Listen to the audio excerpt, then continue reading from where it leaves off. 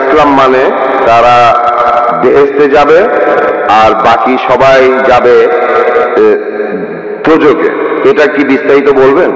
ধন্যবাদ।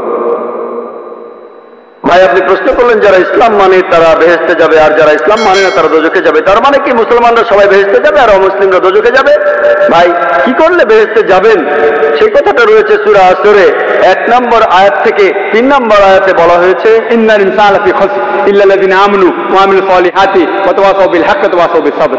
মহাকালের শপথ, মানুষ জাতি অবশ্যই ক্ষতিগ্রস্ত তারা বাদে যারা ঈমান আনে, যারা সৎকর্ম করে, যারা মানুষকে সত্যের উপদেশ দেয় অর্থাৎ দাওয়া, আর যারা মানুষকে ধৈর্যের উপদেশ দেয়।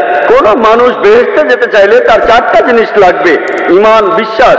ইসলামের স্তম্ভগুলির মধ্যে একটা সৎ পথে কাজ, মানুষকে সত্যের উপদেশ দেয়া আর মানুষকে ধৈর্যের উপদেশ দেয়া।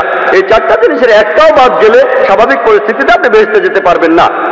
শুধু আপনার নাম আব্দুল্লাহ, মুহাম্মদ, সুলতান বা জাকির হলে আপনি বেহেশতে যেতে পারবেন না।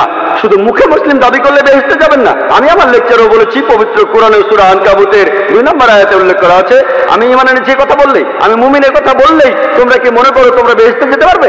আল্লাহ তোমাদের অবশ্যই পরীক্ষা করবেন। তাহলে নিজেকে মুসলিম দাবি করলেই আপনি বেহেশতে চলে যাবেন না। যে লোকটা ইসলাম ধর্ম পালন করে, ইসলাম শব্দটা এসেছে আরবি শব্দ সালাম থেকে, যার অর্থ শান্তি। এর আরেকটা অর্থ ঈশ্বরের কাছে নিজের ইচ্ছাকে সমর্পণ করে দেয়া। যে লোক আল্লাহর কাছে নিজের ইচ্ছাকে সমর্পণ করে দেয় সেই হলো মুসলিম। তাহলে যে লোক ঈশ্বরের কাছে নিজের ইচ্ছাকে সমর্পণ করে, তার নাম যাই হোক না কেন, সে বেহেশতে যাবে। তাহলে বেহেশতে যেতে হলে ঈমান থাকতে হবে। সবগুলো স্তম্ভের কথা বলেছি। একজন সৃষ্টিকর্তা আছেন, নবী রাসূল আছেন, তারপর পরকাল আছে, কিতাব আছে ইত্যাদি। ভালো সব কাজ করা আর মহান স্রষ্টার কাছে নিজের ইচ্ছাকে সমর্পণ করা। আপনি যদি স্রষ্টার কাছে নিজের ইচ্ছাকে সমর্পণ করেন, আরবিতে সেটাকেই বলা হয় ইসলাম ধর্ম। তার মানে এই না যে আপনি পাকিস্তান বা সৌদি আরবে থাকলে বেহেশতে যাবেন না। সৌদি আরবের সব লোক আর পাকিস্তানের সব লোক আল্লাহ মালুম, তিনি জানেন সবাই বেহেশতে যাবেন কিনা। তাহলে সেই লোকগুলোই বেহেশতে যাবেন যারা আল্লাহ তাআলার নির্দেশগুলো মেনে চলে, যে আল্লাহ তাআলার নির্দেশগুলো মেনে চলে। আর আমি আমার লেকচারে বলেছি, যদি আপনারা ঈশ্বরের এই নির্দেশগুলো মেনে চলেন, শুধুমাত্র নাম দিয়ে নিজেদেরকে মুসলিম বা মোহাম্মদ বা আব্দুল্লাহ বলে আপনারা বেহেশতে যেতে পারবেন না। নাম বদলানো এখানে আবশ্যক নয়। একটা নাম গ্রিন, এটা মুসলিম নাম নয়, এই নাম নিয়ে আপনি বেহেশতে যেতে পারবেন না এমনটা নয়। ইনশাআল্লাহ তিনিও বেহেশতে যাবেন, তিনি মুসলমান হয়েছেন, আগে খ্রিস্টান ছিলেন।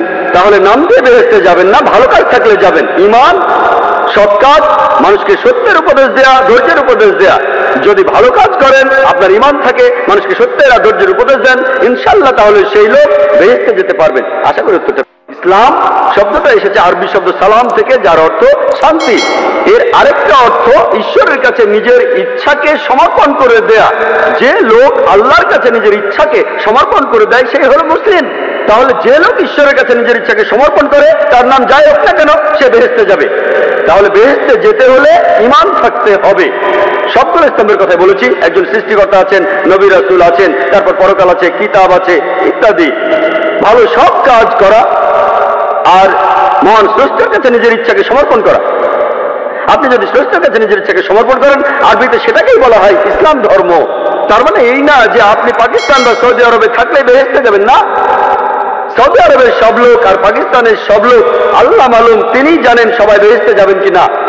তাহলে সেই লোকগুলোই বেহেশতে যাবেন যারা আল্লাহ তাআলার নির্দেশগুলো মেনে চলে, যে আল্লাহ তাআলার নির্দেশগুলো মেনে চলে। আর আমি আমার লেকচারে বলেছি, যদি আপনারা ঈশ্বরের এই নির্দেশগুলো মেনে চলেন, শুধুমাত্র নাম দিয়ে নিজেদেরকে মুসলিম বা মোহাম্মদ বা আব্দুল্লাহ বলে আপনারা বেহেশতে যেতে পারবেন না। নাম বদলানো এখানে আবশ্যক নয়। একটা নাম গ্রিন, এটা মুসলিম নাম নয়, এই নাম নিয়ে আপনি বেহেশতে যেতে পারবেন না এমনটা নয়। ইনশাআল্লাহ তিনিও বেহেশতে যাবেন, তিনি মুসলমান হয়েছেন, আগে খ্রিস্টান ছিলেন। তাহলে নাম দিয়ে বেহেশতে যাবেন না, ভালো কাজ থাকলে যাবেন। ঈমান, সৎ কাজ, মানুষকে সত্যের উপদেশ দেয়া, ধৈর্যের উপদেশ দেয়া। যদি ভালো কাজ করেন, আপনার ঈমান থাকে, মানুষকে সত্যের আর ধৈর্যের উপদেশ দেন, ইনশাআল্লাহ তাহলে সেই লোক বেহেশতে যেতে পারবেন। আশা করি উত্তরটা পেয়েছেন।